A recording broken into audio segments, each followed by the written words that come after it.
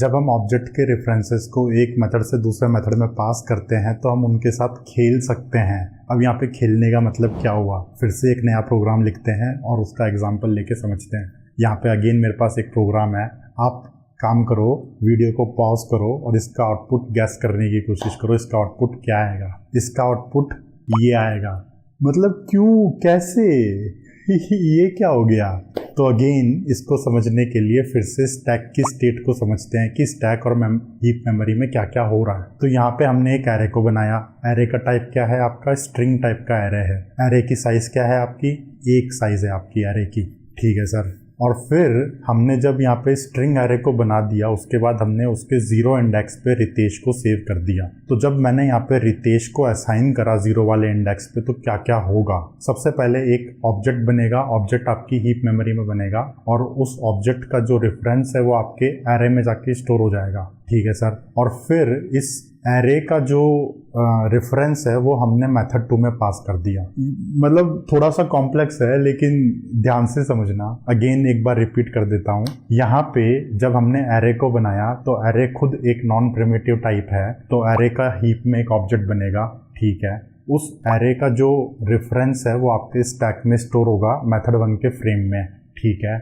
यहाँ तक की कहानी क्लियर है? ठीक है। फिर उसके बाद मैंने एरे के अंदर रितेश को असाइन कर दिया 0 वाले इंडेक्स पे। तो जब मैंने 0 वाले इंडेक्स पे रितेश को असाइन करा तो क्या होगा? यहाँ पे हीप के अंदर एक स्ट्रिंग का ऑब्जेक्ट बन जाएगा जिसकी वैल्यू होगी रितेश, और उस हीप का रेफरेंस आपके एरे के अंदर स्टोर हो जाएगा। इस तरीके से डायग्राम देख के तो समझ में आ रहा होगा।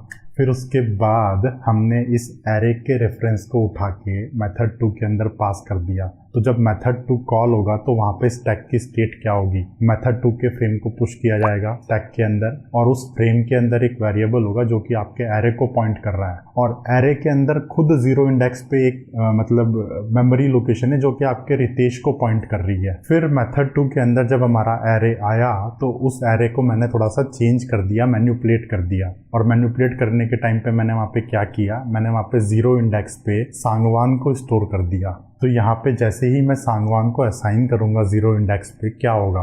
हीप के अंदर एक नया ऑब्जेक्ट बनेगा जिसकी वैल्यू होगी सांगवान, और उसका रेफरेंस आपके 0 वाले इंडेक्स पे जाके सेव हो जाएगा। तो यहाँ पे इस पॉइंट तक आपके हीप के अंदर 3 ऑब्जेक्ट्स हैं। एक आपके एरे का ऑब्जेक्ट है, एक आपके रितेश स्ट्रिंग का ऑब्जेक्ट है, और एक आपके सांगवान स्ट्रिंग का ऑब्जेक्ट है। आपका जो रितेश स्ट्रिंग का ऑब्जेक्ट है उसका रेफरेंस कहीं पे भी स्टोर नहीं है। आपने उसके रेफरेंस को ओवरराइट कर दिया और यहाँ पे सांगवान का रेफरेंस डाल दिया आपने 0 वाले इंडेक्स पे, और उसके बाद मेथड 2 ने एग्जिट ले लिया। अब जैसे ही मेथड 2 एग्जिट लेगा आपका पूरा का पूरा फ्रेम स्टैक से हट जाएगा, और जब मेथड 2 का फ्रेम स्टैक से हट गया उसके बाद हम वापस मेथड 1 में आ जाते हैं। और मेथड 1 में आने के बाद मैंने यहाँ पे 0 वाले इंडेक्स पे जो भी वैल्यू पड़ी है उसको प्रिंट करा हुआ है। तो यहाँ पे 0 वाले इंडेक्स पे हमारा रितेश नहीं होगा, हमारा सांगवान होगा, क्योंकि मैंने मेथड 2 के अंदर उसकी स्टेट को चेंज कर दिया। तो इस तरीके से यहाँ पे एंड में सांगवान प्रिंट हो रहा है। और हमारे पास यहाँ पे जो स्ट्रिंग का ऑब्जेक्ट है जिसके अंदर रितेश की वैल्यू पड़ी है वो किसी काम का नहीं है, उसको अगेन हीप से क्लीन करा जाएगा।